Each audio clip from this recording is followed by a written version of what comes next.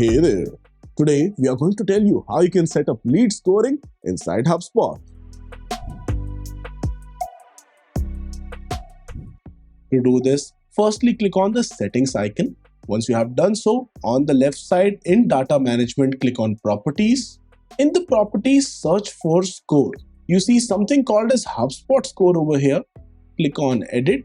And now you can have different score criteria, and here you get options to give positive scoring or negative scoring depending upon factors that will help you to identify qualified leads inside HubSpot.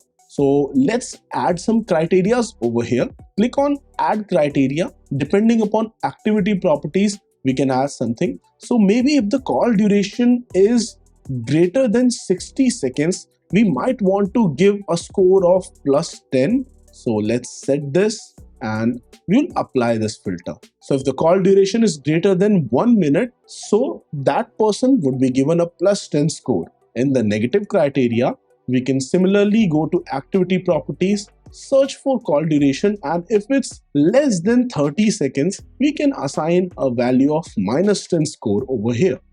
Click on apply filter and it will be done. And in case the call duration is less than 30 seconds, a score of -10 would automatically be assigned to that.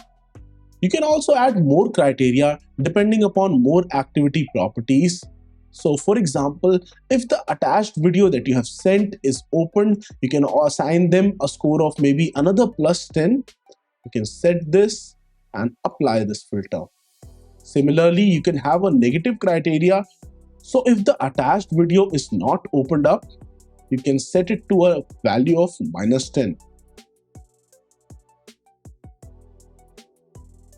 So similarly, you can have different kinds of criteria in order to score positively or negatively, and this will assist you in identifying qualified leads inside HubSpot. Once all of this is done, click on save, and your HubSpot score property will be updated.